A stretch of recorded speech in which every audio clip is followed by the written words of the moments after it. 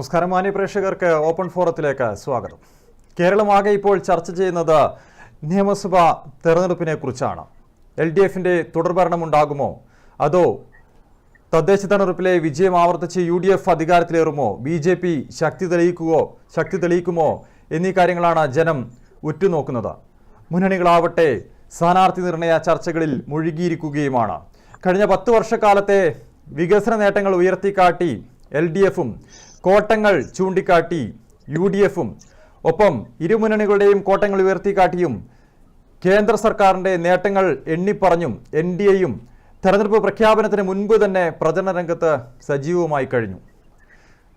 ഈ തെരഞ്ഞെടുപ്പിൽ LDFന് തുടർഭരണമുണ്ടാകുമോ, വികസന നേട്ടങ്ങളെ ജനം ഇത്തവണയും സ്വീകരിക്കുമോ, അതോ UDF പറയുന്ന വികസന കോട്ടങ്ങൾക്കൊപ്പമാണോ ജനങ്ങൾ നിലയുറപ്പിക്കുക? ഇത്തവണ NDAക്ക് എത്ര സീറ്റ് ജനങ്ങൾ കേരളത്തിൽ നൽകും? ഈ ഒരു വിഷയമാണ് ഇന്ന് ഓപ്പൺ ഫോറം പരിശോധിക്കുന്നത്. ചർച്ചയിൽ പങ്കെടുക്കുന്നത് CPM നേതാവ് ശ്രീ KJ ജോസഫ്, കോൺഗ്രസ് നേതാവ് ശ്രീ ബ്രിജേഷ് കുമാർ, BJP നേതാവ് ശ്രീ AP ഗംഗാധരൻ എന്നിവരാണ്. 3 പേരെയും ചർച്ചയിലേക്ക് സ്വാഗതം ചെയ്യുകയാണ്. ശ്രീ KJ ജോസഫ്, കഴിഞ്ഞ തദ്ദേശ തെരഞ്ഞെടുപ്പിൽ വലിയ പ്രതീക്ഷയോടെയാണ് ആ തെരഞ്ഞെടുപ്പിനെ LDF നേരിട്ടത്.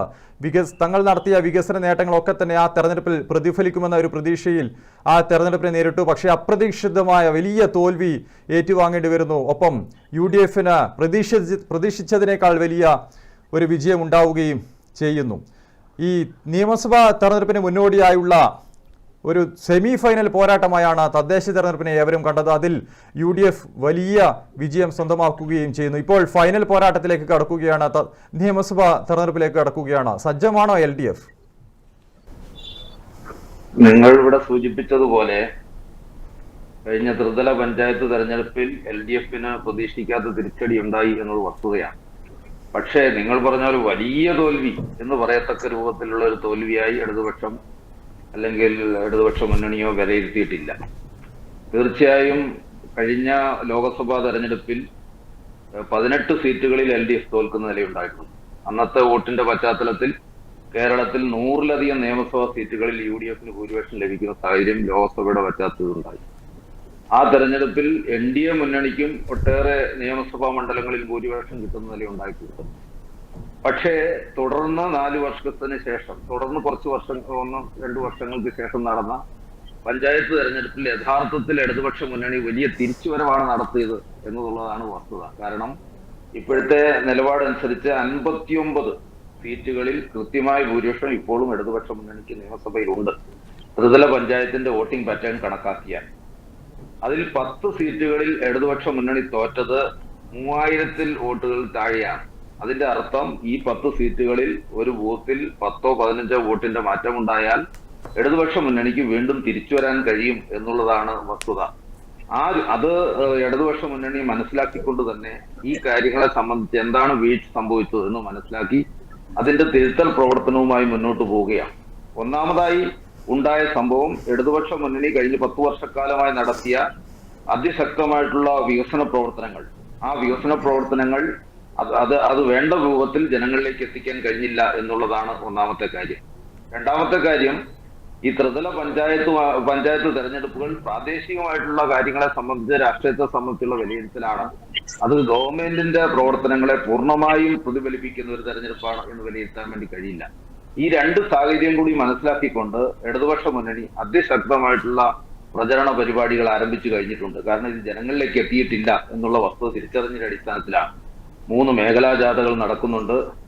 കേരളത്തിലെ 141 നിയോജകമണ്ഡലങ്ങളിലും ഇത്തരത്തിലുള്ള വികസന യാത്രകളും MLA-മാരുടെ നേതൃത്വത്തിലും അതുപോലെ തന്നെ പ്രതിപക്ഷത്തിരിക്കുന്ന നിയോജകമണ്ഡലങ്ങളിൽ അവിടെ തെരഞ്ഞെടുക്കപ്പെട്ട നേതാക്കളുടെ നേതൃത്വത്തിൽ യാത്രകൾ നടത്തി ജനങ്ങളോട് ഈ കാര്യങ്ങൾ സംവദിച്ചുകൊണ്ട് ശക്തമായിട്ടുള്ള തിരിച്ചറിവിന് തന്നെയാണ് ഇടതുപക്ഷ മുന്നണി ശ്രമിക്കുന്നത്. ഞങ്ങളെ സംബന്ധിച്ചിടത്തോളം ഞങ്ങളുടെ കോൺഫിഡൻസ് എന്ന് പറയുന്നത്, ഒരു നിയമസഭാ തെരഞ്ഞെടുപ്പിൽ കഴിഞ്ഞ 10 വർഷക്കാലം ഭരിച്ച ഒരു മുന്നണിയെ സംബന്ധിച്ചിടത്തോളം പ്രകടന പത്രികയിൽ പറഞ്ഞിട്ടുള്ള ഏതാണ്ട് 99% കാര്യങ്ങളും പ്രാവർത്തികമാക്കിക്കൊണ്ടാണ് ഈ ഗവൺമെന്റ് മുന്നോട്ട് വരുന്നത്. ഒരു കാര്യം എടുത്തു പറയാതിരിക്കാൻ കഴിയില്ല. കാരണം ഉമ്മൻചാണ്ടി 2014 പത്രസമ്മേളനം നടത്തി നമ്മുടെ സംസ്ഥാനത്ത് ഒരു ദേശീയപാത സാധ്യമല്ല ഞങ്ങൾ ദേശീയപാതയുടെ തിരുവനന്തപുരത്തുള്ള ഓഫീസ് പൂട്ടുകയാണ് എന്ന് പ്രഖ്യാപിച്ച് അദ്ദേഹം പോയതാണ്. ഇവിടെ സ്ഥലമെടുക്കുക എന്നുള്ളത് സാധ്യമല്ല എന്ന് അദ്ദേഹം പ്രഖ്യാപിച്ചതാണ്. എന്നാൽ ഈ ഗവൺമെന്റ് അധികാരത്തിൽ വന്നതിന് ശേഷം സ്ഥലമെടുത്തു കൊടുക്കുകയും കേന്ദ്ര ഗവൺമെന്റ് അതിന് ചില നിബന്ധനകൾ വെച്ചു. ഇന്ത്യയിൽ ഒരു സംസ്ഥാനത്തും വെക്കാത്ത നിബന്ധനകൾ ഇവിടെ വെച്ചു. 6000-ഓളം കോടി രൂപ സംസ്ഥാന ഗവൺമെന്റ് ചെലവാക്കിയാണ് സ്ഥലമെടുത്തു കൊടുത്തത്. ആ സ്ഥലമെടുത്തു കൊടുത്ത് ഏതാണ്ട് 95,000 കോടി രൂപയുടെ എസ്റ്റിമേറ്റുള്ള പ്രവർത്തനങ്ങൾ കേരളത്തിൽ നടന്നുകൊണ്ടിരിക്കുകയാണ്. അത് അന്തിമഘട്ടത്തിലാണ്. ഒരുപക്ഷെ ഇടതുപക്ഷ ഗവൺമെന്റ് ഉണ്ടായില്ലായിരുന്നെങ്കിൽ, ഉമ്മൻചാണ്ടി തിരിച്ചു വന്നിരുന്നെങ്കിൽ തീർച്ചയായും ഈ 95,000, ഞാനത് സൗകര്യത്തിന് വേണ്ടി 1 ലക്ഷം കോടി എന്ന് പറയാം, 1 ലക്ഷം കോടിയുടെ ഈ ദേശീയ ഹൈവേ ഉണ്ടാവുമായിരുന്നില്ല. അതാണ് ഒരു കാര്യം. 2, VS അച്യുതാനന്ദന്റെ കാലത്ത് തന്നെ ആരംഭിച്ച കിംഫ്ബി UDF വന്നപ്പോൾ എടുത്ത് ദൂരെ കളഞ്ഞു. പിന്നീട് വന്ന പിണറായി സർക്കാരാണ് കിംഫ്ബി ആരംഭിച്ചത്. അത് ആരംഭിക്കുമ്പോൾ അതിനെ വികസന രംഗത്തുള്ള തട്ടിപ്പെന്ന് പറഞ്ഞ് UDF കളിയാക്കിയതാണ്. ആ പദ്ധതിയുമായി സഹകരിക്കില്ലെന്ന് ആദ്യഘട്ടത്തിൽ പറഞ്ഞാണ്. ആദ്യം 30,000 കോടിയുടെ പദ്ധതി, പിന്നെ അത് 40,000, പിന്നെ 60,000, ഇപ്പൊ 93,000 കോടി രൂപയുടെ പദ്ധതികൾക്ക് ഗവൺമെന്റ് ഏസ് കൊടുത്തു കഴിഞ്ഞിരിക്കുകയാണ്. എന്ന് മാത്രമല്ല, ഈ ഗവൺമെന്റ് പോകുമ്പോൾ അത് 1 ലക്ഷം കോടിയായി ഉയരും എന്നാണ് ഇപ്പോൾ മനസ്സിലാക്കാൻ കഴിഞ്ഞത്. അങ്ങനെ വരുമ്പോൾ 2 ലക്ഷം കോടി രൂപയുടെ വികസനം UDF വന്നായിരുന്നെങ്കിൽ ഉണ്ടാവുമായിരുന്നില്ല എന്ന് എന്റെ സുഹൃത്ത് ബ്രിജേഷു എന്നെ സമ്മതിക്കും. കാരണം ഈ പദ്ധതികൾ അവർ തള്ളിക്കളഞ്ഞതാണ്. അങ്ങനെ 2 ലക്ഷം കോടി രൂപയുടെ വികസനം ഒരു ഭാഗത്ത് UDF വന്നില്ലെങ്കിൽ നടത്തില്ലായിരുന്ന, UDFന്റെ കാലത്ത് സാധ്യതയില്ലാത്ത വികസന പ്രവർത്തനങ്ങൾ നടത്തിയ ഒരു ഗവൺമെന്റ്. ഒരു ഭാഗത്ത് കെട്ടിടങ്ങളും റോഡുകളും പാലങ്ങളും അത്തരത്തിലുള്ള വികസനങ്ങൾ ഉണ്ടാകുമ്പോൾ ജനങ്ങൾക്ക് എന്താണ് കാര്യം, അവരുടെ ജീവിതത്തിൽ അത് എന്താണ് മാറ്റമുണ്ടാക്കുക എന്ന ചോദ്യം സ്വാഭാവികമായി ഉയർന്നു വരും. ആ ഘട്ടത്തിലാണ് കരുതൽ എന്ന രൂപത്തിൽ സംസ്ഥാനത്തെ പാവപ്പെട്ടവരെയും സാധാരണക്കാരെയും വയസ്സായവരെയും സഹായിക്കുക എന്ന രൂപത്തിൽ പെൻഷൻ പദ്ധതി ഗവൺമെന്റ് നടപ്പിലാക്കിയത്. 45 രൂപ പെൻഷൻ ആരംഭിച്ചതാണ്. UDFന്റെ കാലത്ത് ഒരു ഘട്ടത്തിൽ പോലും വർധനം ഉണ്ടായിട്ടില്ല. ഉമ്മൻചാണ്ടിയുടെ കാലത്താണ് 100 രൂപ വർദ്ധിപ്പിച്ചത്. എന്നാൽ ആ വർദ്ധിപ്പിച്ച 100 രൂപ കൊടുക്കാൻ അദ്ദേഹം തയ്യാറായില്ല. 18 മാസക്കാലം ഈ പെൻഷനുകൾ ഡ്യൂ ആയിക്കൊണ്ട് കൊടുക്കാതെയാണ് കടന്നുപോയത്. കഴിഞ്ഞ 10 വർഷക്കാലമായി കഴിഞ്ഞ ബഡ്ജറ്റ് സമ്മേളനത്തിൽ KN ബാലഗോപാൽ നിയമസഭയിൽ പറഞ്ഞത് കൃത്യമാണെങ്കിൽ 82,000 കോടി രൂപ, ആ 82,000 കോടി രൂപയിൽ 18 മാസത്തെ ഡ്യൂ ഉണ്ട്. ആ 82,000 കോടി രൂപ സാധാരണ ജനങ്ങൾക്ക് പെൻഷനായി, സാമൂഹ്യ സേവന പെൻഷനായി ഗവൺമെന്റ് കൊടുത്തിട്ടുണ്ട്. കഴിഞ്ഞ ബഡ്ജറ്റ് നിങ്ങൾ പരിശോധിച്ചിട്ടുണ്ടാവും, 14,000 കോടി രൂപ ബഡ്ജറ്റ് ഈ പെൻഷന് വേണ്ടി മാത്രം മാറ്റിവെച്ചിട്ടുണ്ട്. 82 പ്ലസ് 14,000 96,000 കോടി രൂപ. അത് ഞാൻ സൗകര്യത്തിന് 1 ലക്ഷം കോടി എന്ന് പറയാം. 1 ലക്ഷം കോടി രൂപ സംസ്ഥാനത്തെ പാവങ്ങളെ കരുതുന്നതിനും സ്നേഹിക്കുന്നതിനും അവരുടെ ജീവിതം മെച്ചപ്പെടുത്തുന്നതിനും വേണ്ടി പെൻഷനായി മാറ്റിവെച്ചൊരു ഗവൺമെന്റ് ആണ് ഈ തെരഞ്ഞെടുപ്പ് നേരിടുന്നത്. അതും കൂടി കണക്കാക്കുമ്പോൾ 3 ലക്ഷം കോടി രൂപ പെൻഷൻ, കിംഫ്ബി, നാഷണൽ ഹൈവേ, ഈ 3 പദ്ധതികൾക്കായി 3 ലക്ഷം കോടി രൂപ ചെറിയ പൈസയല്ല ഒരു സംസ്ഥാനത്തെ സംബന്ധിച്ച്. പക്ഷേ ശ്രീ KJ ജോസഫ്, ഇതൊന്നും ഈ തദ്ദേശ തെരഞ്ഞെടുപ്പിൽ പ്രതിഫലിക്കുന്നില്ലല്ലോ. ഈ താങ്കൾ പറഞ്ഞ ഇക്കാര്യങ്ങളൊക്കെ തന്നെ ആ സമയത്തും ഉണ്ട്. പക്ഷെ ആ തെരഞ്ഞെടുപ്പിൽ പരാജയം നേരിടേണ്ടി വന്നില്ലേ? ഞാനത് കാര്യം ഞാൻ പറഞ്ഞല്ലോ. അത് ഇത്രയും വലിയ ആത്മവിശ്വാസത്തോടുകൂടി ജനങ്ങളെ സമീപിക്കുന്ന ഒരു മുന്നണിയെ സംബന്ധിച്ച് വിജയം സുനിശ്ചിതമാണ്. തദ്ദേശ തെരഞ്ഞെടുപ്പ് കാലത്ത് ഇത് വേണ്ട വിധം ജനങ്ങളോട് കമ്മ്യൂണിക്കേറ്റ് ചെയ്യാൻ തയ്യാറായില്ലെന്ന് മാത്രമല്ല, ചാനലുകളും മാധ്യമങ്ങളും സാമൂഹ്യ രംഗത്തും വികസനം അതിനുശേഷം ജനങ്ങളിൽ എത്തിക്കാൻ സാധിച്ചു എന്ന് കരുതുന്നുണ്ടോ? അതിന് പ്രചണ്ഡമായ പ്രചരണമാണ് അക്കാലത്ത്. ജനങ്ങളുമായി സംവദിക്കാൻ വീട് കയറുന്ന പ്രവൃത്തികൾ നടക്കുന്നുണ്ട്. അതോടൊപ്പം വ്യത്യസ്തമായ കുടുംബയോഗങ്ങൾ നടക്കുന്നുണ്ട്. 3 മേഖലാ ജാഥകൾ സംസ്ഥാനം നടക്കുന്നു. എല്ലാ മണ്ഡലങ്ങളിലും ഇത് ജനങ്ങളെ ബോധിപ്പിക്കാൻ വേണ്ടി MLA നേതൃത്വത്തിൽ ജാഥകൾ നടക്കും. അതായത് വികസന നേട്ടങ്ങൾ ജനങ്ങളിൽ എത്തിക്കുന്നതിൽ വീഴ്ച സംഭവിച്ചു. അതാണ് തദ്ദേശ തെരഞ്ഞെടുപ്പിൽ ഉണ്ടായ പരാജയം. അതാണ് താങ്കൾ പറയുന്നത്. എന്നാൽ UDFും അതുപോലെ തന്നെ NDAയും ഒക്കെ ഇവിടെ വികസനം ഒരു ചർച്ചയാകാതിരിക്കാൻ പ്രത്യേകം ശ്രദ്ധിക്കുന്നു. അവർ വർഗീയ വിഷയങ്ങൾ ഉന്നയിച്ചുകൊണ്ട് സംസ്ഥാനത്തെ ജനങ്ങളെ വർഗീയമായി മോട്ടിവേറ്റ് ചെയ്ത്, അല്ലെങ്കിൽ അത്തരത്തിലുള്ള വികാരം മുതലെടുത്തുകൊണ്ട് തെരഞ്ഞെടുപ്പിൽ വോട്ട് പിടിക്കാനാണ് ശ്രമിക്കുന്നത്. അത് ഈ തെരഞ്ഞെടുപ്പിൽ വില പോകില്ല. വികസനം തന്നെയായിരിക്കും ഈ നിയമസഭാ തെരഞ്ഞെടുപ്പ് ചർച്ച ചെയ്യപ്പെടുക. തീർച്ചയായും അങ്ങനെ ചർച്ച ചെയ്യപ്പെട്ടാൽ ഇടതുപക്ഷ മുന്നണി വലിയ ഭൂരിപക്ഷത്തോടെ തിരിച്ചു. ഓരോ തെരഞ്ഞെടുപ്പ് യൂണിക്കാണ്. ലോക്സഭയിൽ അൻപേ പരാജയപ്പെട്ട LDF തിരിച്ചു വന്നെങ്കിൽ പഞ്ചായത്തിൽ അങ്ങനെയൊന്നും പരാജയപ്പെട്ടിട്ടില്ല. 59 സീറ്റിൽ ഇപ്പോഴും ഈ വലിയ ദൗർഭാഗ്യകരമായ സാഹചര്യത്തിലും മുന്നോട്ടുണ്ട്. പക്ഷേ താങ്കൾ പറഞ്ഞ ഈ വികസന നേട്ടങ്ങൾ ജനങ്ങൾ മുഖവിലേക്ക് എടുത്തിരുന്നുവെങ്കിൽ അങ്ങനെ ഒരു പരാജയം ഉണ്ടാവില്ലല്ലോ ശ്രീ KJ ജോസഫ്. 10 സീറ്റുകളിൽ 3000-ൽ താഴെയാണ് വോട്ടിന്റെ കുറവ്. അത് പരിഹരിച്ച് ഞങ്ങൾ മുന്നോട്ട് കയറി വരും എന്നുള്ള നിലയിൽ ശരി, നിയമസഭാ തെരഞ്ഞെടുപ്പിൽ പ്രതീക്ഷയുണ്ട്, തുടർഭരണം ഉണ്ടാവും. 100% പ്രതീക്ഷയിൽ തന്നെയാണ് കേരളത്തിൽ LDF. ശരി, ശ്രീ ബ്രിജേഷ് കുമാർ, KJ ജോസഫ് പറയുന്നത് തദ്ദേശ തെരഞ്ഞെടുപ്പിലെ പരാജയം ഭരണവിരുദ്ധ വികാരമൊന്നുമല്ല, കൃത്യമായി ഭരണ നേട്ടങ്ങൾ ജനങ്ങളിൽ എത്തിക്കാൻ സാധിച്ചില്ല. ഇപ്പോൾ നിയമസഭാ തെരഞ്ഞെടുപ്പിൽ ആ നേട്ടങ്ങളൊക്കെ തന്നെ ജനങ്ങളിൽ എത്തിക്കാനായിട്ടുള്ള വലിയ ശ്രമങ്ങൾ, യാത്രകളൊക്കെ നടത്തി വരികയാണ്. എങ്ങനെയാണ് പിന്നെ UDF-ന് ഭരണം നേടിയെടുക്കാൻ സാധിക്കുക?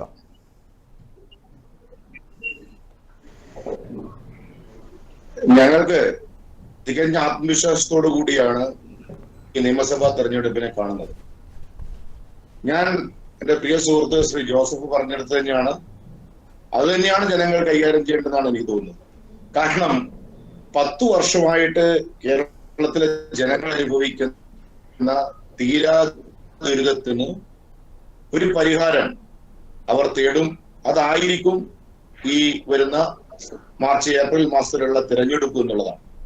എന്താണ് ഇതിന്റെ പ്രത്യേകത എന്ന് ചോദിച്ചാൽ, 10 വർഷമായിട്ട് ആദ്യമായിട്ടാണ് ഒരു കണ്ടിന്യൂസ് ഗവൺമെന്റ് LDF-ന് ലഭിച്ചത്. 10 വർഷം കൊണ്ട് കേരളത്തിലെ ജനങ്ങളെ ഇത്രമാത്രം ദുരിതത്തിലാഴ്ത്താമെന്ന് പിണറായി വിജയൻ സർക്കാർ തെളിയിച്ചിരിക്കുക.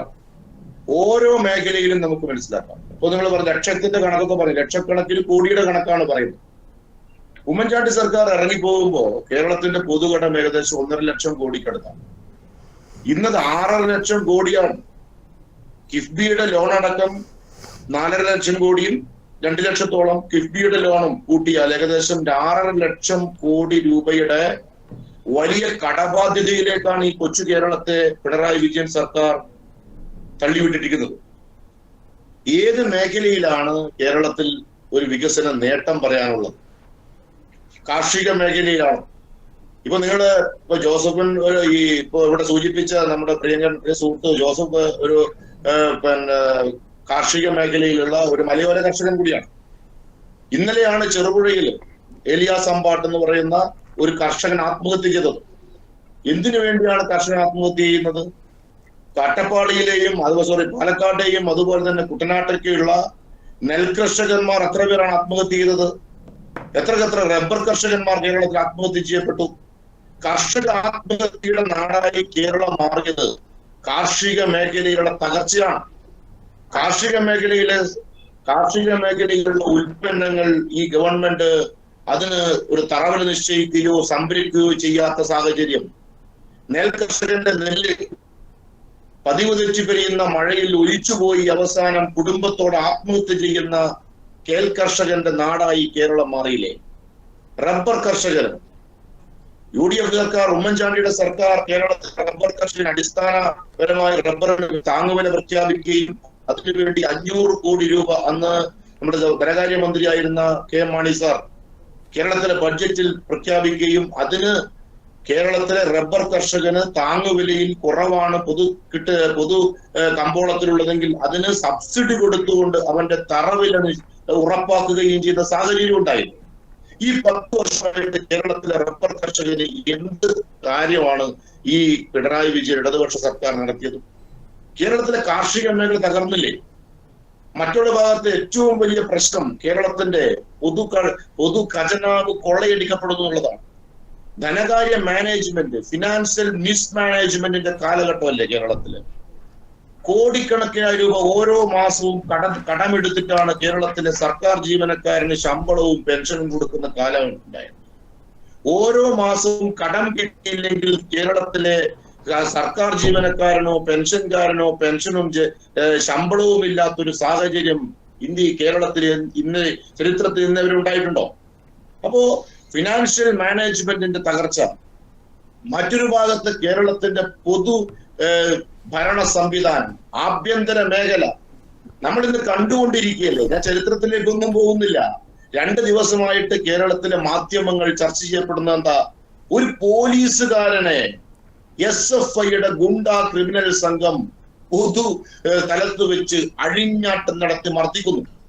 എന്നിട്ട് ആ പോലീസുകാരന്റെ എതിരെ നോൺ ബെയിലബിൾ ഒഫൻസ് ചാർത്തുകയും അവിടുത്തെ ഗുണ്ടകളായി വന്ന SFI ക്രിമിനൽ സംഘത്തിന് ബെയിലബിൾ ഓഫൻസിൽ ജാമ്യം കൊടുത്തു വിടുകയും ചെയ്യുന്ന സാഹചര്യം.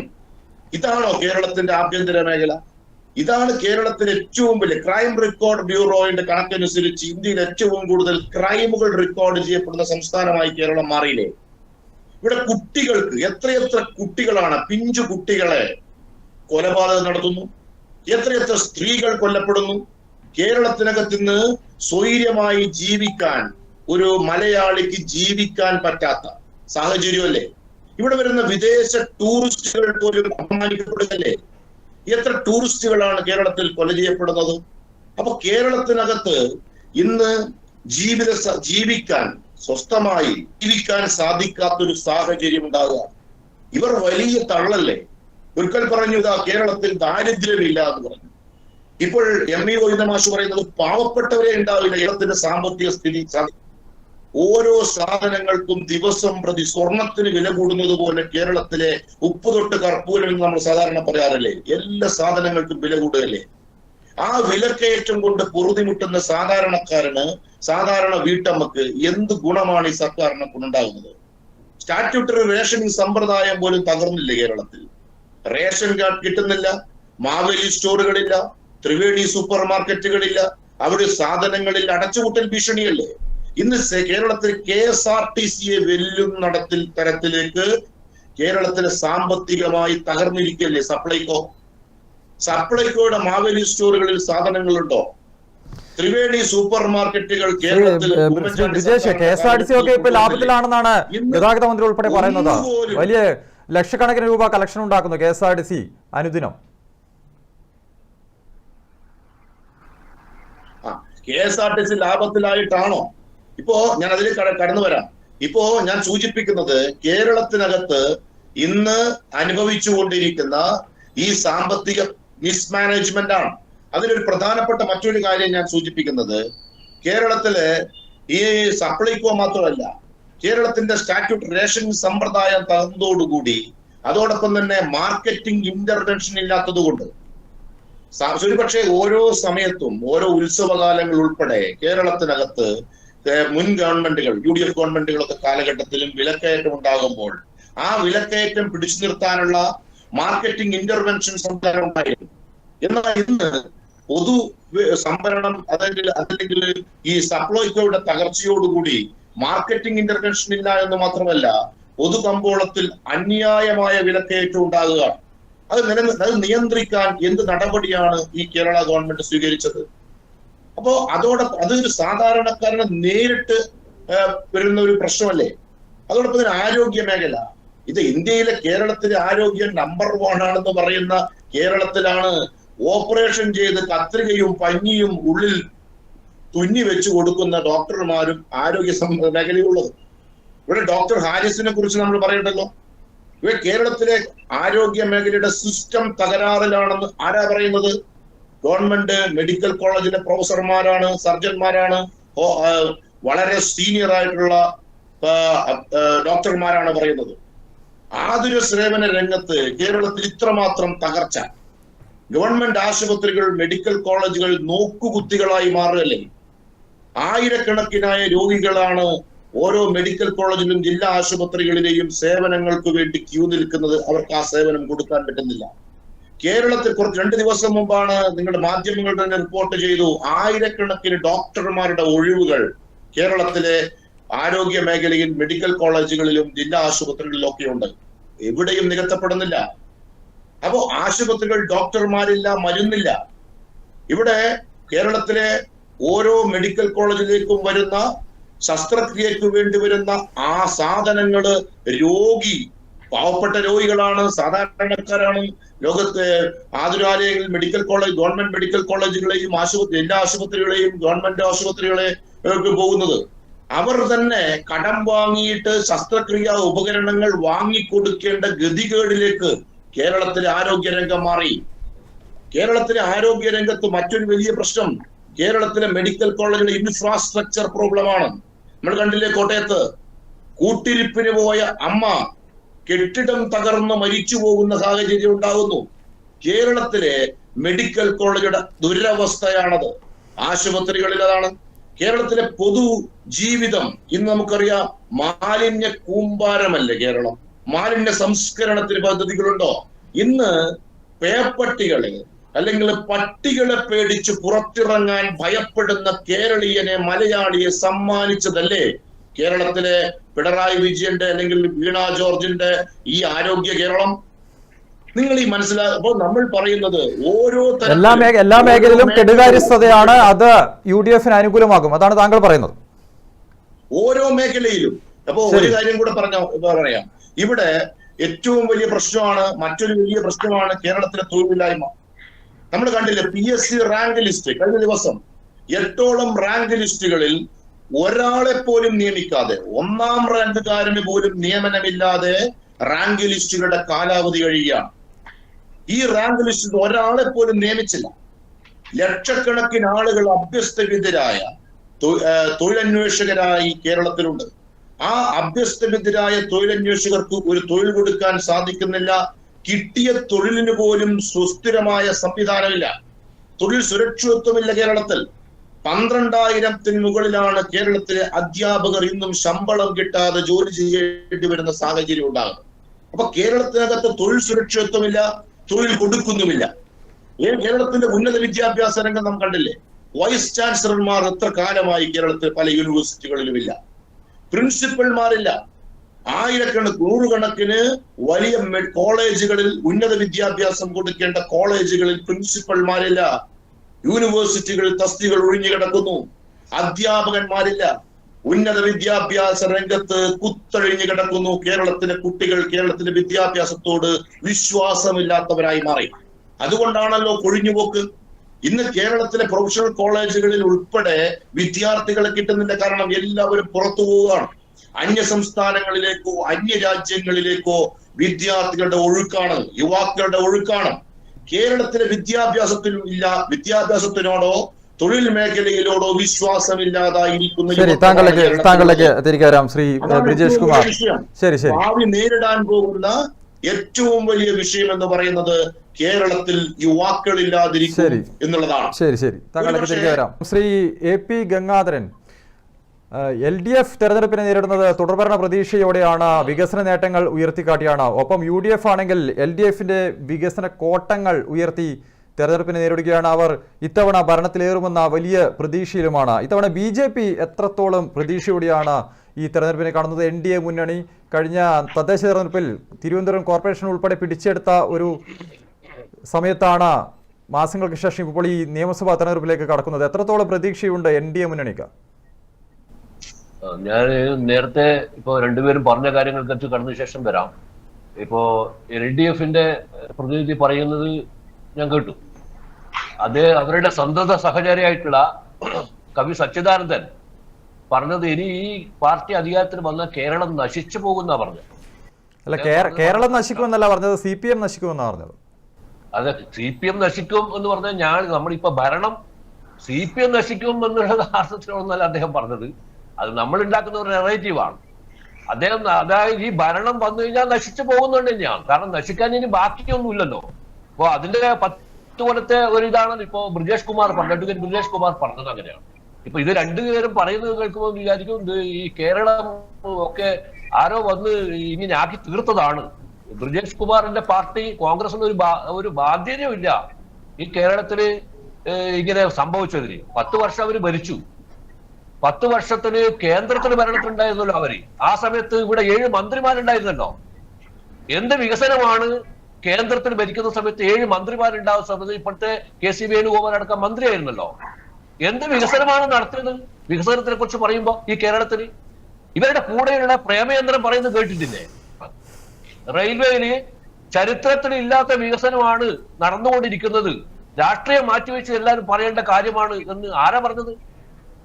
അപ്പൊ വികസനത്തെ കുറിച്ച് പറയാൻ UDF-നൊന്നും അധികാരമൊന്നുമില്ല. ഇപ്പൊ ഈ കടം എന്ന് പറയുന്നത് 1.5 ലക്ഷം കോടിയിൽ നിന്ന് 6 ലക്ഷം കോടിയായി. കടം വാങ്ങി ജീവിക്കുന്ന ഗവൺമെന്റ് ആണ് എന്ന് അറിഞ്ഞതുകൊണ്ടാണ് സച്ചിദാനന്ദൻ പറഞ്ഞ കേരളം നശിച്ചു പോകുന്നത്. അല്ലാണ്ട് CPM നശിച്ചു പോകുന്നതിന് അദ്ദേഹത്തിന് സങ്കടം ഉണ്ടെന്ന് എനിക്ക് തോന്നിയിട്ടില്ല. അദ്ദേഹം ഒരു കവിയാണ്. അപ്പൊ പിന്നെ അതിനെ കുറിച്ച് പറയണ്ട, തുടർഭരണത്തെ കുറിച്ച് പറയണ്ട. അദ്ദേഹം ആര് വരുന്നു എന്ന് പറഞ്ഞിട്ടില്ല. നമ്മെ സമയം ഇപ്പൊ നടക്കുന്ന കാര്യങ്ങൾ നിങ്ങൾ മറച്ചു വെക്കാൻ തോന്നുന്നു. ഒരു കാര്യം ഞാൻ ചോദിക്കട്ടെ, ഇവിടെ തിരുനാവായയിൽ ഈ പറയുന്ന 20 ലക്ഷത്തോളം ആളുകൾ സ്നാനം ചെയ്ത ഒരു കുംഭമേള നടന്നില്ലേ കേരളത്തിലല്ലേ അത്? കാസർഗോഡ് ഒരു സമസ്തയുടെ ഒരു പരിപാടി നടന്നില്ലേ? ഈ രണ്ട് പരിപാടിയിലും ഇവിടുത്തെ LDF-ന്റെ UDF-ന്റെ നേതാക്കന്മാരുടെ അവസ്ഥ എന്താണെന്ന് നിങ്ങൾ മനസ്സിലാക്കിയോ? LDF-ന്റെ UDF-ന്റെ നേതാക്കന്മാർ സമസ്തയുടെ പരിപാടിയിൽ പങ്കെടുത്തു. ഏതെങ്കിലും ഒരാള് തിരുനാവായയിലെ പരിപാടിയിൽ പങ്കെടുത്തോ നേതാക്കന്മാര്? എന്തുകൊണ്ടാണ്? നമ്മളിത് ഗൗരവത്തെ മനസ്സിലാക്കട്ടെ. കാരണം ഇവിടെ ജമാഅത്ത് ഇസ്ലാമിയെ കൂട്ടി ഈ UDF-ഉം PDP-യെയും INL-നെയും കൂട്ടി LDF-ഉം ഇവിടെ വിദ്യാഭ്യാസ പദ്ധതിയിൽ, കേന്ദ്ര വിദ്യാഭ്യാസ പദ്ധതിയിൽ ഒപ്പിട്ടതിനെ കുറിച്ച് എന്തൊരു പുകിലായിരുന്നു. ഇപ്പൊ വിദ്യാഭ്യാസത്തെ കുറിച്ച് പറഞ്ഞു. അവിടെ ശരിയാണ്, വിദ്യാഭ്യാസം തകർന്നിരിക്കുകയാണ് കേരളത്തിൽ. അതുകൊണ്ടല്ലേ ഇവിടുന്ന് ചെറുപ്പക്കാർ മുഴുവൻ വിദേശത്ത് പോയി പഠിക്കുന്നത്. എന്താണ് കർണാടകയിൽ കോൺഗ്രസ്സുകാർ ഈ വിദ്യാഭ്യാസ പദ്ധതിയിൽ ഒപ്പിട്ട് സുഖമായിട്ട് വിദ്യാഭ്യാസം നടത്തുന്നുണ്ടല്ലോ കേന്ദ്ര വിദ്യാഭ്യാസ പദ്ധതിയിൽ? എന്താ കോൺഗ്രസ് ഇവിടെ എതിർക്കാൻ കാരണം? അത് നമ്മൾ കോൺഗ്രസ്സുകാർ പറയേണ്ടതല്ലേ? എന്തിനാ ഇവിടെ എതിർക്കുന്നത്? ശിവൻകുട്ടി പോയി ഒപ്പിട്ടതിന് വേണ്ടി എന്തെല്ലാം പ്രശ്നങ്ങളുണ്ടായി? വിദ്യാഭ്യാസം അതായത് അതിനെ എന്താ പറയുക, ഉണർത്താൻ വേണ്ടി, അതിനെ പുതിയ തലങ്ങളിലേക്ക് ഉയർത്താൻ വേണ്ടിയിട്ടുള്ള പദ്ധതിയല്ലേ അത്? അതിനകത്ത് എന്തിനാണ് ഈ പറയുന്ന മറ്റു തരത്തിലുള്ള കാര്യങ്ങൾ കാണേണ്ട കാര്യം? ഇപ്പൊ ഇവര് ജമാഅത്ത് ഇസ്ലാമി, നിങ്ങൾ മനസ്സിലാക്കണം, തൊട്ടടുത്ത രാജ്യമാണ് ബംഗ്ലാദേശ്. ഇപ്പൊ ഇന്ന് അവർ അധികാരം ഏൽക്കുകയാണ്. ആ ബംഗ്ലാദേശിൽ 75% വോട്ടോടുകൂടി ജയിച്ച ആ പ്രധാനമന്ത്രിയെ തുരത്തിയത് ജമാഅത്ത് ഇസ്ലാമിക്കാരാണ്. നോക്കണം നമ്മള്, 75% വോട്ടോടുകൂടി ജയിച്ച ആ പ്രധാനമന്ത്രിയെ അവിടെ നിന്ന് കെട്ടുകെട്ടിച്ച് അവരെ നാട് കടത്തിയ ജമാഅത്ത് ഇസ്ലാമി ഇപ്രാവശ്യം ഇലക്ഷൻ മത്സരിച്ചു, തോറ്റു. അപ്പൊ അവിടുത്തെ ജനങ്ങൾ ഇതിനെതിരാണ്. ആ ജമാഅത്ത് ഇസ്ലാമിന്റെ ഒപ്പരാണ്, അവരുടെ തോളിൽ കൈവച്ചിട്ടാണ് ഈ പറയുന്ന കോൺഗ്രസ് ഇപ്പോ ഭരണത്തിൽ കയറാൻ വേണ്ടി പോകുന്നത്. വേറൊന്ന്, പണ്ട് ജവഹർലാൽ നെഹ്റു നിരോധിച്ച പ്രസ്ഥാനമാണ് ജമാഅത്ത് ഇസ്ലാമി. അന്ന് ആന്റണി മുഖ്യമന്ത്രിയായ സമയത്തും അല്ലാത്ത സമയത്തും ജമാഅത്ത് ഇസ്ലാമി തനി വർഗീയ കക്ഷിയാണ്, രാജ്യത്തെ മുസ്ലിം രാജ്യമാക്കാൻ വേണ്ടി പ്രവർത്തിക്കുന്ന ഒരു സംഘടനയാണ് എന്ന് പറഞ്ഞിട്ടുണ്ട്. അതിനെക്കുറിച്ച് പണ്ട് പിണറായി വിജയനും നല്ല സർട്ടിഫിക്കറ്റ് കൊടുത്തിട്ടുണ്ട്. പക്ഷേ പിണറായി വിജയൻ ഇന്ന് നല്ല സർട്ടിഫിക്കറ്റ് കൊടുക്കുന്നില്ല. കാരണം ജമാഅത്ത് ഇസ്ലാമി ഇപ്പോൾ UDF-ന് PDP ആരുടെ കൂടിയാ? PDP ഇപ്പൊ LDF-ന്റെ കൂടിയാണ്. സുലൈമാൻ സേട്ടു വിഭജിച്ചു പോയ ലീഗിന്റെ ഒരു കഷ്ണാണല്ലോ INL. ബാബരി മസ്ജിദ് പൊളിച്ചപ്പോ ക്ഷേത്രത്തെ പൊളിക്കണമെന്ന് പറഞ്ഞ ആളാണ് സുലൈമാൻ സേട്ടു. അത് ലീഗ് സമ്മതിക്കാത്തത് കൊണ്ടാണ് അദ്ദേഹം പാർട്ടി വിട്ടിട്ട് വേറെ പാർട്ടി ഉണ്ടാക്കിയത്. ആ പാർട്ടിയുടെ കൂടെ LDF എന്നിട്ടാണ് ഇതിനെ കുറിച്ച് പറയുന്നത്. ഇപ്പൊ നമ്മുടെ രാജ്യം നേരിടുന്ന ഏറ്റവും വലിയ പ്രശ്നം, ഇവിടെ കമ്മ്യൂണലൈസേഷൻ ചെയ്യാൻ വേണ്ടിയിട്ട് LDF-ഉം UDF-ഉം ശ്രമിക്കുന്നു എന്നുള്ളതാണ്. അതിനെ നമ്മൾ കാണാതെ പോകരുത്. വികസനമൊക്കെ നമുക്ക് ഉണ്ടാക്കാൻ പറ്റുന്നേ. ഇവര് രണ്ടുപേരും പോയാൽ മതി. ഈ രണ്ട് ഭരണം ജനങ്ങളൊക്കെ തൂത്തെറിഞ്ഞാല് വികസനം വരും കേരളത്തിൽ. അല്ല, ഇവര് രണ്ടുപേര് പോകണമെങ്കിൽ നിങ്ങൾ വരണമല്ലോ. അതാ ഞാൻ ചോദിച്ചത്, എത്രമാത്രം പ്രതീക്ഷയോടെയാണ് NDA മുന്നണി ഈ തെരഞ്ഞെടുപ്പിനെ നേരിടുന്നതെന്ന്. സച്ചിദാനന്ദൻ പറയാതെ വെക്കുന്ന ഒരു കാര്യമുണ്ട്, നിങ്ങൾ മനസ്സിലാക്കണം. അദ്ദേഹം പറയാതെ വെക്കുന്ന ഒരു കാര്യം എന്താണെന്ന് വെച്ചാൽ, LDF വന്നാൽ നശിച്ചു പോകും, UDF വരണമെന്ന് അദ്ദേഹം പറയുന്നില്ല. അദ്ദേഹം പോലും ആഗ്രഹിക്കുന്നു, ഞാൻ മനസ്സിലാക്കുന്നു, അദ്ദേഹത്തെ മനസ്സ് BJP വരണം എന്നുള്ളതാണ്. BJP അങ്ങനെ ഒരു കാര്യം അദ്ദേഹം പറഞ്ഞിട്ടില്ല. BJP വരണമെന്ന് അങ്ങനെ പറഞ്ഞിട്ടില്ല. അദ്ദേഹത്തിന്റെ മനസ്സ് പറയുന്ന, അതായത് പറയുന്ന വീഡിയോ കണ്ടിട്ടതാണ് അദ്ദേഹം പറഞ്ഞു വെക്കുന്ന. അദ്ദേഹത്തിന്റെ മനസ്സിന്റെ ഉള്ളിൽ അത് പറയാൻ പറ്റുന്നല്ലോ. അല്ല, അദ്ദേഹത്തിന്റെ മനസ്സിലുള്ള കാര്യങ്ങളെല്ലാം കേരള ജനത ഒന്നടങ്കം മനസ്സിലാക്കിയെടുക്കണമെന്നില്ലല്ലോ. അദ്ദേഹത്തിന്റെ മനസ്സിലെന്താണെന്നുള്ള അദ്ദേഹം വ്യക്തമാക്കണമല്ലോ. പൊളിറ്റിക്കൽ പാർട്ടി ലീഡേഴ്സ് ഒക്കെ അത് മനസ്സിലാക്കും. സച്ചിദാനന്ദൻ പോലത്തെ ആൾക്കാരെ ഈ കാര്യം പറഞ്ഞതിന്റെ പേരിൽ തന്നെ അദ്ദേഹം പറഞ്ഞു എന്നെ വേട്ടയാടുന്നു പറഞ്ഞില്ലേ? അദ്ദേഹം പറഞ്ഞില്ലേ എന്താ കാര്യം? ശരി, അദ്ദേഹത്തിന്റെ മനസ്സിൽ അങ്ങനെ ആവട്ടെ. BJP-യുടെ ഒരു പ്രതീക്ഷ എത്രത്തോളമാണ് ഈ തെരഞ്ഞെടുപ്പിൽ? BJP ഇപ്പോ 2020 നമ്മൾ 8 പഞ്ചായത്തും 2 മുനിസിപ്പാലിറ്റി ഉണ്ടായിരുന്ന ഒരു പാർട്ടി ഇപ്പൊ 30 പഞ്ചായത്ത് ഭരിക്കുന്നുണ്ട്, 2 നഗരസഭ ഭരിക്കുന്നുണ്ട്, ഒരു കോർപ്പറേഷൻ ഭരിക്കുന്നുണ്ട്. CPM-ഉം നമ്മളും ഏതാണ്ട് തുല്യമാണ്.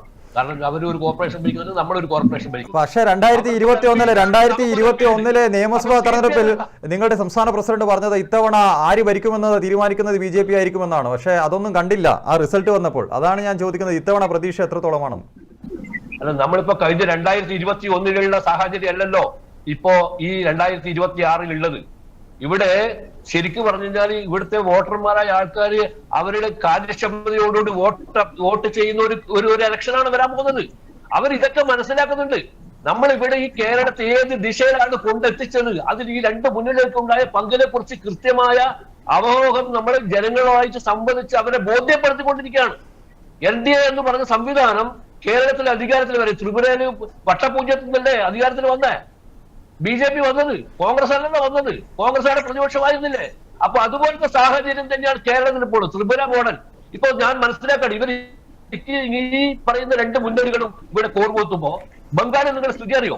അവിടെ കോൺഗ്രസ് പറഞ്ഞു ഇപ്രാവശ്യം ഒന്നിച്ച് ഇലക്ഷൻ നടക്കുന്നതുകൊണ്ട് അവർക്ക് പേടിയാ. കാരണം അവിടെ CPM-നെ കൂട്ടി ഭരിക്കാൻ ഓൾ ഇന്ത്യ കമ്മിറ്റി പറഞ്ഞു CPM-നെ കൂട്ടണ്ടാന്ന്. CPM-ന്റെ സംസ്ഥാന സെക്രട്ടറി മറ്റേ അവിടുത്തെ സംസ്ഥാന ഓഫീസർ പോയിട്ട് സമരം ചെയ്യാ, ഞങ്ങളെ കൂട്ടണം എന്ന് പറഞ്ഞിട്ട്. ശ്രീ ഗംഗാധരൻ, ഇതുകൂടി പറയൂ, എത്രത്തോളം സീറ്റ് പ്രതീക്ഷിക്കുന്നുണ്ട് BJP ഇത്തവണ? ഞങ്ങള് അധികാരത്തിൽ കയറാൻ വേണ്ടിയിട്ടുള്ള ഒരു തെരഞ്ഞെടുപ്പിന് ആയിട്ടാണ് നമ്മൾ ഈ ഇലക്ഷൻ നമ്മൾ കാണുന്നത്. നമ്മൾ ജയിക്കാൻ വേണ്ടിയിട്ടാണ്. തളിപ്പറമ്പിലടക്കം കണ്ണൂർ ജില്ലയിലടക്കം ജയിക്കാൻ വേണ്ടിയിട്ടുള്ള പ്രവർത്തനത്തിലാണ്. അധികാരം കൈയാളാൻ വേണ്ടി, അതായത് ഈ രണ്ട് മുന്നണികളെയും കണക്ക് പുറത്ത് അവര് തന്നെ അവര് പറഞ്ഞ വാക്ക് കടമെടുത്തുകൊണ്ട് കണക്ക് പുറത്ത് എന്ന് ജനങ്ങൾ പറയുന്ന ഒരു തെരഞ്ഞെടുപ്പാണ് ഇനി വരാൻ പോകുന്നത്. ശരി. ശ്രീ KJ ജോസഫ്, എല്ലാ മേഖലയിലും കെടുകാര്യസ്ഥതയാണ്. വിദ്യാർത്ഥികളും യുവാക്കളും ഒക്കെ തന്നെ കേരളം വിട്ട് പോകുന്ന ഒരു സാഹചര്യം. പിന്നെ എന്താണ് ഇത്രമാത്രം വികസന നേട്ടങ്ങൾ നിങ്ങൾ ഉയർത്തിക്കാട്ടുന്നത്? എങ്ങനെയാണ് വീണ്ടും തുടർഭരണം ജനങ്ങൾ നിങ്ങൾക്ക് സമ്മാനിക്കുക? അഡ്വക്കേറ്റ് ബ്രിജേഷ് കുമാറിന് മറുപടി, ഒപ്പം AP ഗംഗാധരനും. ഇവിടെ എനിക്ക് തോന്നുന്ന എന്തോ കനകോലു സിദ്ധാന്തത്വ പ്രകാരം ഇറങ്ങിയതോ നോട്ടീസ് വായിച്ചാണ് എന്റെ സുഹൃത്ത് ബ്രിജേഷ് ഇവിടെ പറഞ്ഞതെന്ന് എനിക്ക് തോന്നുന്നു. നമ്മുടെ സംസ്ഥാനത്തിന്റെ പൊതുകടം കൂടിയെന്നാണ് പറയുന്നത്. പക്ഷെ ഈ ബ്രിജേഷ് കുമാർ മനസ്സിലാക്കേണ്ടത്, ഇന്ത്യയിൽ ഏറ്റവും കൂടുതൽ കടമുള്ള സംസ്ഥാനം കേരളമല്ല. കേരളത്തിന്റെ കടം 13ാം സ്ഥാനത്താണ്. അദ്ദേഹത്തോടൊപ്പം കൂടി കടം കൂടി എന്ന് പറയുന്ന എന്റെ സുഹൃത്ത് ഗംഗാധരൻ മനസ്സിലാക്കണം, കേന്ദ്ര ഗവൺമെന്റിന്റെ പൊതുകടം 341 ലക്ഷം കോടിയാണ്. ഒരു വലുപ്പം മനസ്സിലായത്. നമ്മള് ഉമ്മൻചാണ്ടി സംസ്ഥാനം ഭരിച്ചപ്പോ അവതരിപ്പിച്ച ബഡ്ജറ്റ് എന്ന് പറയുന്നത് 70,000-75,000 കോടി രൂപയുടെ, അവസാനം 80,000 കോടിയായി. ഇപ്പോ ശ്രീ KN ബാലഗോപാൽ അവതരിപ്പിച്ച ബഡ്ജറ്റ് 2 ലക്ഷം കോടിയുടെ അടുത്ത് നിൽക്കുകയാണ്. അപ്പൊ കേരളത്തിന്റെ പൊതു വരുമാനവും മറ്റു കാര്യങ്ങളും വൻതോതിൽ വർധനയുടെ അടിസ്ഥാനത്തിൽ സ്വാഭാവികമായും കടം കൂടുതൽ എടുത്തിട്ടുണ്ട് എന്ന് മാത്രമേ ഉള്ളൂ. ഇന്ത്യയിൽ ഏറ്റവും കൂടുതൽ 10, 20, 22 ലക്ഷം കോടികൾ കടമെടുത്ത UP-യെ പോലുള്ള, അല്ലെങ്കിൽ ഗുജറാത്തിനെ പോലുള്ള, മഹാരാഷ്ട്രയെ പോലുള്ള സംസ്ഥാനം നമ്മുടെ മുന്നിൽ നിൽക്കുന്നുണ്ട്. തമിഴ്നാട് അതിൽ കൂടുതൽ എടുത്തിട്ടുണ്ട്. അപ്പൊ അതൊന്നും പറഞ്ഞ് വലിയൊരു പ്രശ്നമാക്കി ഉയർത്തിക്കൊണ്ടുവരാൻ ഇന്നത്തെ സാഹചര്യത്തിൽ ചുമ്മാ പറയാം എന്ന് മാത്രമേ ഉള്ളൂ. കനകോലു സിദ്ധാന്തമായിരിക്കും. ഞാനൊന്ന് ചോദിക്കട്ടെ, കഴിഞ്ഞ 10 വർഷക്കാലത്തിൽ ഒരു ദിവസമെങ്കിലും ട്രഷറി കൂട്ടിയിട്ടുണ്ടോ? എന്തെങ്കിലും ഒരു പ്രശ്നം ശമ്പളം കൊടുക്കുന്നതിലോ പെൻഷൻ വിതരണം ചെയ്യുന്നതിലോ ഉണ്ടായിട്ടുണ്ടോ? ഉമ്മൻചാണ്ടിയുടെ കാലത്ത് ട്രഷറി കൂട്ടിയ സംഭവമുണ്ട്, പെൻഷൻ മുടങ്ങിപ്പോയ സംഭവമുണ്ട്, PWD റോഡ് ചെയ്തിട്ട് ഫണ്ട് കിട്ടാതെ ആളുകൾ ആത്മഹത്യ ചെയ്ത സംഭവമുണ്ട്. അപ്പൊ അങ്ങനെ സാമ്പത്തിക മേഖലയിൽ ഒരുപാട് അരാജകത്വം ഉണ്ടായിരുന്ന ഒരു കാലഘട്ടം 5 വർഷക്കാലം നമ്മൾ കണ്ടതാണ്. എന്നാൽ ഞങ്ങൾ കടം കൂടി എന്ന് മാത്രം പറയുന്നത് ഒഴിച്ചാൽ എന്ത് അരാജകത്വമാണ് ഉണ്ടായത്? ഏത് മേഖലയിലാണ് ഏതെങ്കിലും തരത്തിലുള്ള പ്രശ്നമുണ്ടായത്? അപ്പൊ അതൊക്കെ വെറും പ്രചരണത്തിന്റെ ഭാഗമായി പറയുന്നത് മാത്രമേ ഉള്ളൂ. ഇവിടെ എന്റെ സുഹൃത്ത് ബ്രിജേഷ് കർഷകരുടെ കാര്യം പറഞ്ഞു. എങ്ങനെയാണ് ഇന്ത്യയിലെ കർഷകർ പ്രതിസന്ധിയിലായത്? നമുക്കറിയാം, ആസിയൻ കരാർ ഉൾപ്പെടെ, ശ്രീലങ്കയുമായിട്ടുള്ള കരാർ ഉൾപ്പെടെ, ബംഗാളുമായിട്ടുള്ള കരാർ ഉൾപ്പെടെ കാർഷിക മേഖലയിൽ ഇന്ത്യ ഭരിച്ചപ്പോൾ ഉണ്ടാക്കിയ വ്യത്യസ്തങ്ങളായ കരാറിലൂടെയാണ് ഇന്ത്യയിലെ കർഷകർ കടക്കണിയിലായത് എന്ന് ആർക്കാണ് മനസ്സിലാകാൻ കഴിയാത്തത്? UP-യുടെ അവസാനത്തെ 5 വർഷക്കാലം 1.5 ലക്ഷം കർഷകർ മഹാരാഷ്ട്രയിൽ, വിദർഭയിൽ ആത്മഹത്യ ചെയ്തു ഇല്ലേ? ആത്മഹത്യ ചെയ്തില്ലേ? ഇന്ത്യയിൽ കർഷകരുടെ ആത്മഹത്യയുടെ തോതെന്ന് എത്രയായിരുന്നു? വയനാട്ടിൽ നിന്നും കൂട്ടാത്മഹത്യയുടെ കഥകളല്ലേ വന്നുകൊണ്ടിരുന്നു? ഞാൻ തന്നെ വയനാട്ടിൽ റീത്തുമായി എത്ര പോയിട്ടുണ്ട്. അപ്പൊ അതെല്ലാം മാറി ഇന്ത്യ എന്നാൽ BJP വന്നപ്പോൾ വലിയ മാറ്റമൊന്നുമില്ല. ആത്മഹത്യ ഇന്ത്യയിലാകെ നടക്കുന്നുണ്ട്. ഇന്ത്യയിലെ കർഷകരെ ഇപ്പോ അമേരിക്കയുമായി ഗവൺമെന്റ് ഒരു കരാർ ഉണ്ടാക്കി. ഇന്ത്യയുടെ പ്രതിപക്ഷ നേതാവ് തന്നെ പറഞ്ഞിട്ടുണ്ടല്ലോ, ഇന്ത്യയിലെ കർഷകരെ കടക്കണിയിലാക്കുന്ന, തൊലയ്ക്കുന്ന, നശിപ്പിക്കുന്ന ഒരു കരാറാണ് അമേരിക്കയുമായി ഇന്ത്യ ഒപ്പിട്ടത്. അതിന്റെ വാർത്ത പുറത്തു വന്ന് എവിടുന്നാണ്? ന്യൂയോർക്കിൽ നിന്നും അമേരിക്കയുടെ പ്രസിഡന്റ് ഇവിടെ പാർലമെന്റ് നടക്കുന്ന സമയത്ത് വിളിച്ചു പറയുമ്പോഴാണ് നമ്മൾ അറിയുന്നത്. അതിലും ഭേദം ഇന്ത്യയുടെ പ്രധാനമന്ത്രിയായി ട്രംപിനെ വെച്ചാൽ എന്ന ചോദ്യം നമ്മുടെ സാംസ്കാരിക മണ്ഡലത്തിലും രാഷ്ട്രീയ മണ്ഡലത്തിലും ഉയർന്നു വന്നല്ലോ. അപ്പൊ ഈ രാജ്യത്തെ കർഷകരെ കടിക്കണിയിലാക്കിയതും പ്രശ്നങ്ങളാക്കിയതും വ്യത്യസ്തങ്ങളായി നമ്മുടെ രാജ്യം മറ്റു രാജ്യങ്ങളുമായി ഉണ്ടാക്കിയ കരാറിന്റെ അടിസ്ഥാനത്തിലാണ്. റബ്ബറിന് വില പോയത് അങ്ങനെയാണ്. നമുക്കറിയാം, 245 രൂപ വിലയുണ്ടായിരുന്ന കാലത്ത് അന്ന് ഒരു ടയറിന് 1000 രൂപ വിലയുണ്ടായിരുന്നുള്ളൂ. ആ റബ്ബർ ഇറക്കുമതി ഈ രാജ്യത്ത് തുടങ്ങിയത് ചിദംബരം ഇന്ത്യയുടെ ധനകാര്യമന്ത്രിയായിരുന്ന കാലത്താണ്. ആദ്യം 75,000 ടൺ, പിന്നെ 3 ലക്ഷം ടൺ. ആ ഗവൺമെന്റ് 2014 ഇറങ്ങി പോകുമ്പോൾ 5.5 ലക്ഷം ടൺ റബ്ബർ ഇറക്കുമതി ചെയ്യുന്നതിന് നോട്ടീസ് കൊടുത്തിട്ടാണ് പോയത്. ഇതെല്ലാം അറിയാവുന്ന ബ്രിജേഷ് ഇവിടെ നിന്ന് റബ്ബർ കർഷകരുടെ കണ്ണീരൊഴുക്കുമ്പോൾ എനിക്ക് സങ്കടം തോന്നുകയാണ്. ഈ ഗവൺമെന്റ് അദ്ദേഹം പഠിച്ചിട്ടില്ലെന്നാ തോന്നുന്നത്. ഈ ഗവൺമെന്റ് അത് 170 വർദ്ധിപ്പിച്ചു, 180 വർദ്ധിപ്പിച്ചു. ഇപ്പൊ 200 രൂപയാണ് ഗവൺമെന്റ് ബഡ്ജറ്റിൽ ഈ പറഞ്ഞ പോലെ 500-600 കോടി ഉൾപ്പെടുത്തിക്കൊണ്ട് 200 രൂപയാണ് കൊടുത്തിരിക്കുന്നത്. പക്ഷെ റബ്ബറിനൊപ്പം വില കയറുകയാണ്. ഇന്നത്തെ വില റബ്ബറിന് 207 രൂപയാണ്. അതൊരു മോശമല്ലാത്ത വിലയാണ് എന്ന് കൂടി പ്രിയപ്പെട്ട ബ്രിജേഷ് മനസ്സിലാക്കണം. അഡ്വക്കേറ്റ് ബ്രിജേഷ് കുമാർ, നിങ്ങൾ നടത്തുന്നത് വെറും പ്രചരണം മാത്രമെന്നാണ് LDF ആരോപിക്കുന്നത്. വെറും പ്രചരണം മാത്രമാണ്, വികസന നേട്ടങ്ങൾ നടക്കുന്നുണ്ട്. അതോടൊപ്പം തന്നെ BJP നേതാവ് AP ഗംഗാധരൻ നേരത്തെ സൂചിപ്പിച്ചത് 10 വർഷക്കാലം നിങ്ങളും കേന്ദ്രത്തിൽ ഭരിച്ചതല്ലേ, ആ സമയത്ത് എന്ത് വികസനമാണ് ഉണ്ടാക്കിയതെന്ന് ചോദ്യങ്ങൾ ഇങ്ങനെയും വരുമല്ലോ ശ്രീ ബ്രിജേഷ് കുമാർ. ഇത് ഞങ്ങള് തികഞ്ഞ ആത്മവിശ്വാസത്തിലാണെന്ന് നേരത്തെ പറഞ്ഞു. ഞങ്ങൾ 100-ൽ കൂടുതൽ സീറ്റുകളുമായി ഇത്തവണ കേരളത്തിലെ മലയാളികളുടെ രക്ഷക്കായി വീണ്ടും കേരളത്തിലെ ഭരണത്തിൽ എത്തുമെന്നുള്ള ഉറപ്പാണ്. എന്തുകൊണ്ടാണ് ഞാൻ നേരത്തെ സൂചിപ്പിച്ചത്? ഇപ്പോ ബഹുമാന്യ KJ ജോസഫും പറഞ്ഞില്ലേ, കേരളത്തിൽ ഒരുപാട് വികസന പ്രവർത്തനങ്ങൾ നടന്നിട്ടുണ്ട്. സാധാരണഗതിയിൽ റോഡുകളുടെയും പാലങ്ങളുടെയും ഒക്കെയുള്ള സ്വാഭാവികമായ വികസന പ്രവർത്തനങ്ങൾ എല്ലാ നാട്ടിലും നടക്കും.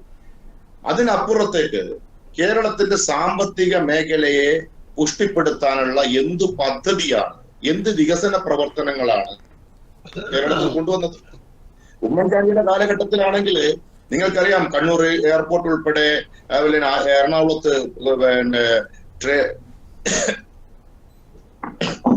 കേരളത്തിനകത്ത് വിഴിഞ്ഞം പോർട്ട് ഉൾപ്പെടെ അതിന്റെ ആരംഭം ഉമ്മൻചാണ്ടിയുടെ കാലഘട്ടത്തിൽ നമുക്കറിയാലോ. അപ്പൊ കേരളത്തിന്റെ നാനാതുറയിലുള്ള വികസന പ്രവർത്തനങ്ങളിലേക്ക് ആ ഗവൺമെന്റ് മുന്നോട്ട് വന്നിരുന്നു. ഈ ഗവൺമെന്റ് ചെയ്തെന്താ? ഈ ഗവൺമെന്റ് സാമ്പത്തിക, നേരത്തെ പറഞ്ഞല്ലോ, ഫിനാൻസ് മാനേജ്മെന്റിൽ എന്താണ് കേരളത്തിലെ ഫിനാൻസ് ധനകാര്യ മാനേജ്മെന്റ് തീർത്തും അവതാളത്തിലാണെന്ന് പറയാൻ കാരണമുണ്ട്.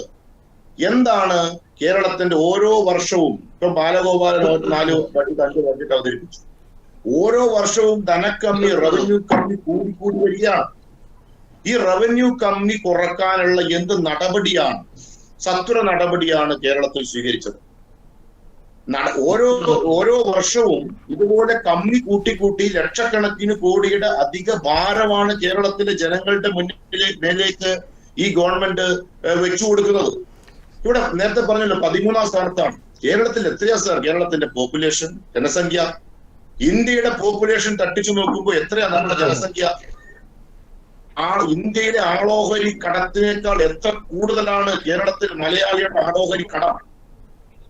അപ്പോ ഈ ആളോഹരി കടം വർദ്ധിപ്പിച്ചത് കേരളത്തിലെ ഗവൺമെന്റിന്റെ മിസ്മാനേജ്മെന്റ് ആണ്. അതുപോലെ തന്നെ കേരളത്തിന്റെ മറ്റേറ്റവും വലിയ പ്രശ്നമാണ് ഈ തൊഴിലില്ലായ്മ വർദ്ധിക്കുന്നു. ശ്രീ ബ്രിജേഷ് കുമാർ, താങ്കൾ നേരത്തെയും സൂചിപ്പിച്ചത് ഇക്കാര്യങ്ങൾ തന്നെയാണ്, എല്ലാ മേഖലയും കെടുകാര്യസ്ഥത. പക്ഷെ ഞാൻ ചോദിക്കട്ടെ, കഴിഞ്ഞ തദ്ദേശ തെരഞ്ഞെടുപ്പിൽ നിങ്ങൾ ഏറ്റവും പ്രധാനപ്പെട്ട പ്രചരണ ആയുധമാക്കിയത് ഈ ശബരിമല സ്വർണ്ണക്കൊള്ളിയാണ്. ഈ നിയമസഭാ തെരഞ്ഞെടുപ്പിൽ ഇനി നിങ്ങൾക്ക് അതൊരു പ്രചരണ ആയുധമാക്കാൻ പറ്റുമോ? ആ കേസിൽ ഇപ്പോൾ കോൺഗ്രസ് നേതാക്കളെയൊക്കെ തന്നെ ചോദ്യം ചെയ്യാൻ തുടങ്ങിയിട്ടുണ്ടോ? കേരളത്തിലെ ജനങ്ങൾ, നമുക്കറിയാം, കേരളത്തിലെ ജനങ്ങൾ ഏറ്റവും കൂടുതൽ വിശ്വാസികളും വിശ്വാസ സമൂഹവുമായി ബന്ധപ്പെട്ട് മുന്നോട്ട് പോകുന്നതാണ്. കേരളത്തിലെ ഏറ്റവും വലിയ ലക്ഷക്കണക്കിന് തീർത്ഥാടകർ പോകുന്ന ക്ഷേത്രമാണല്ലോ ശബരിമല. ആ ശബരിമലയിൽ നടന്ന കൊള്ള ഇന്ന് കേരളം ചർച്ച ചെയ്യപ്പെടുകയാണ്, ലോകം ചർച്ച ചെയ്യപ്പെടുകയാണ്. ആ കൊള്ളയ്ക്ക് ഉത്തരവാദികൾ ആരാണ്? ആ കൊള്ളയ്ക്ക് നേതൃത്വം കൊടുത്തവരിന്ന് ജയിലിൽ കിടക്കുകയാണ്. ആ ജയിലിൽ കിടന്നവരെ രക്ഷിക്കാൻ അവർക്ക് കുറ്റപത്രം സമർപ്പിക്കാതെ ഈ ജയിലിൽ കിടക്കുന്നവരൊക്കെ തന്നെ അന്വേഷണ സംഘം ആദ്യം ചോദ്യം ചെയ്തു, അതിനുശേഷമാണ് അറസ്റ്റ് രേഖപ്പെടുത്തിയത്. ഇപ്പോൾ ഈ കോൺഗ്രസ് നേതാക്കളെയൊക്കെ തന്നെ ചോദ്യം ചെയ്യാൻ തുടങ്ങിയിട്ടുണ്ട്. ആശങ്കയുണ്ടോ കോൺഗ്രസിന്? ആരെ വേണമെങ്കിലും, നമ്മൾ പറഞ്ഞല്ലോ, ആരെ വേണമെങ്കിലും ചോദ്യം ചെയ്യാം. ഇത് ചോദ്യം ചെയ്യലല്ല, മൊഴിയെടുക്കൽ. ഈ ചോദ്യം ആരെ ചോദ്യം ചെയ്താലും യഥാർത്ഥ ആരാണോ ക്ഷേത്ര മുതലുകൾ, ദേവന്റെ മുതൽ കട്ടത്, അവൻ അഴിക്കുള്ളിലാകണമെന്നുള്ളത് മാത്രമാണ് UDFന്റെ തീരുമാനം. ശരി, സമയക്കുറവുണ്ട്, അതുകൊണ്ടാണ് ഇടപെടുന്നത്. ദയവായി സഹകരിക്കുക, സമയക്കുറവുണ്ട്, അതുകൊണ്ടാണ്. ശ്രീ ബ്രിജേഷ് കുമാർ, അറസ്റ്റ് ചെയ്യപ്പെടുകയും റിമാൻഡിലാവുകയും ചെയ്തവർക്ക് സ്വാഭാവിക ജാമ്യം കിട്ടാനുള്ള അവസരം ഒരുക്കി കൊടുത്തതാരാ? കേരളത്തിലെ ഗവൺമെന്റാണ്. അപ്പോ അങ്ങനെ കള്ളന്മാരെ സംരക്ഷിക്കുകയാണ് ഇവിടെ. ശരി സമയക്കുറവുണ്ട് അതുകൊണ്ടാണ് ഇടപെടുന്നത്. ശ്രീ എ പി ഗംഗാധരൻ നേരത്തെ ശ്രീ കെ ജെ ജോസഫ് സൂചിപ്പിച്ചതുപോലെ തന്നെ നിങ്ങൾ കേരളത്തിൽ ഭരണം പിടിക്കാനൊക്കെ ഉദ്ദേശിക്കുന്നുണ്ട്. പക്ഷേ കഴിഞ്ഞ ബജറ്റിൽ നിങ്ങൾ കേരളത്തിന് എന്താണ് കൊടുത്തത്? ഒരു പ്രഖ്യാപനവും ഒരു പദ്ധതിയും കേരളത്തിന് നൽകാതെ ബജറ്റ് അവതരിപ്പിച്ചു. പിന്നെ എങ്ങനെയാണ് നിങ്ങൾക്ക് കേരളത്തിൽ ഭരണത്തിൽ ഏറാൻ പറ്റുക? ഇവിടെ നമ്മൾ ശരിക്കും പറഞ്ഞു കഴിഞ്ഞാൽ ഇവര് ഈ നമ്മുടെ കേരളത്തിന്റെ യഥാർത്ഥ പ്രശ്നത്തെ മറച്ചു വെക്കാണ്. ഞാൻ ചോദിക്കുന്ന 2 ചോദ്യമുണ്ട്. ഇവിടെ കേരളത്തിലെ വിദ്യാഭ്യാസ വകുപ്പ് സ്കൂളുകളില് കുട്ടികൾ വ്യായാമത്തിന് വേണ്ടി സൂംബ ഡാൻസ് ഉണ്ടാക്കിയപ്പോൾ എതിർത്തതാണ്. എന്തുകൊണ്ട് പിൻവലിച്ചു? ശ്രീ എ പി ഗംഗാധരൻ, ഈ കേരളത്തിലെ പ്രശ്നങ്ങൾ ഈ ഇരുമുന്നണികൾ മറച്ചു വെക്കുകയാണെന്ന് പറയുന്നു. ആ പ്രശ്നങ്ങൾ നിങ്ങൾ മനസ്സിലാക്കിയിട്ടുണ്ട്. എന്തുകൊണ്ട് ബജറ്റിൽ പൂർണ്ണമായും കേരളത്തെ നിങ്ങൾ അവഗണിച്ചു? ഞാൻ ബജറ്റിന്റെ സംസാരമല്ലോ ഇപ്പൊ പറഞ്ഞു. അവര് പറഞ്ഞതിന് മറുപടി അല്ല, ഇതും കൂടെ ഒരു ചോദ്യമാണല്ലോ. ഞാൻ ചോദിക്കട്ടെ, നിങ്ങളുടെ ബഡ്ജറ്റിന്റെ ഒരു സമ്മേളനം നമ്മളെ പാർട്ടിയുടെ ഒരാളെ വെച്ച് നടത്തിയില്ലേ? അത് അന്ന് മറുപടി അല്ല, നിങ്ങൾ കേരളത്തിൽ അധികാരത്തിൽ ഏറാൻ പോകുന്ന ആ രീതിയിലുള്ള പ്രവർത്തനങ്ങൾ നടത്തുന്നു എന്ന് താങ്കൾ നേരത്തെ പറഞ്ഞു. അതുകൊണ്ടാണ് ചോദിക്കുന്നത്. കേന്ദ്രം എന്തെങ്കിലും കേരളത്തിന് നൽകിയാലല്ലേ കേരളം അത് വോട്ടായി നിങ്ങൾക്ക് നൽകുകയുള്ളൂ? അതാണ് ചോദ്യം. അല്ല, ഇതിപ്പോ കഴിഞ്ഞ വർഷം കൊടുത്തിട്ടല്ലോ. പിന്നെ ഈ തെരഞ്ഞെടുപ്പിൽ 30 പഞ്ചായത്ത് 2 മുനിസിപ്പാലിറ്റി. കഴിഞ്ഞ നിയമസഭാ തെരഞ്ഞെടുപ്പിൽ എന്താണ് ലഭിച്ചത്? ബിജെപിക്ക് എത്ര സീറ്റ് കിട്ടി കഴിഞ്ഞ നിയമസഭാ തെരഞ്ഞെടുപ്പിൽ? കഴിഞ്ഞ തെരഞ്ഞെടുപ്പിൽ നമുക്കൊന്നും കിട്ടിയില്ല. ശരിയാണ്. അതുകൊണ്ട് എന്താ ഇനി അങ്ങോട്ടേക്ക് കഴിഞ്ഞ തെരഞ്ഞെടുപ്പിൽ വോട്ടിംഗ് ശതമാനമൊക്കെ കുറഞ്ഞിട്ടുണ്ട്. കോർപ്പറേഷൻ കിട്ടിയത് ഒഴിച്ചാൽ വോട്ടിംഗ് ശതമാനമൊക്കെ കുറഞ്ഞിട്ടുണ്ട് ബിജെപിക്ക്. ഞാൻ ചോദിക്കുന്നത്, നിങ്ങൾ ഒരു കാര്യം മനസ്സിലായി. ഞാൻ ചോദിക്കുന്ന ചോദ്യത്തിന് ഇവർ ഉത്തരം പറയട്ടെ. സൂപ്പർ ഡാൻസ് ഇല്ലാണ്ടാക്കാൻ ആരാണ് പറഞ്ഞത്? കോൺഗ്രസ് ആണോ? അല്ലല്ലോ. LDF ആണോ? LDF തീരുമാനിച്ചത്. ശരി, സമയക്കുറവുണ്ട്. ചർച്ച അവസാനിപ്പിക്കേണ്ട സമയമായിരിക്കുകയാണ്. സമയക്കുറവുണ്ട്, ദയവായി സഹകരിക്കുക. ഇതുപോലത്തെ വർഗീയ വളർത്തുന്ന ഈ 2 മുന്നണികളെയും ഈ കേരളത്തിൽ നിന്നും കടക്ക് പുറത്ത് എന്ന് പറയുന്ന രീതിയിലേക്ക് കൈകാര്യം ചെയ്തില്ലെങ്കിൽ ഈ കേരളം ബംഗ്ലാദേശ് പോലെയാകും. ഹിന്ദുക്കളും ക്രിസ്ത്യാനികളും കൊലപ്പെടുന്ന രീതിയിലേക്ക് ഇവര് കാണും. ആ രീതിയിലേക്കാണ് 2 മുന്നണികളും വോട്ടിന് വേണ്ടി വളരെ നന്ദി. ചർച്ചയിൽ പങ്കെടുത്തതിന് advocate K J Joseph, Brijesh Kumar, ഒപ്പം എ പി ഗംഗാധരൻ. LDF തുടരുമോ, UDF കയറുമോ, BJP കരുത്ത് കാട്ടുമോ എന്ന വിഷയമാണ് ഇന്ന് ഓപ്പൺ ഫോറം പരിശോധിച്ചത്. 3 മുന്നണികളും വലിയ പ്രതീക്ഷയോടെയാണ് നിയമസഭാ തെരഞ്ഞെടുപ്പിനെ നേരിടുന്നത് എന്നാണ് നമുക്ക് ഈ ചർച്ചയിൽ നിന്ന് മനസ്സിലായത്. അടുത്ത ആഴ്ച മറ്റൊരു വിഷയവുമായി കാണാം. നമസ്കാരം.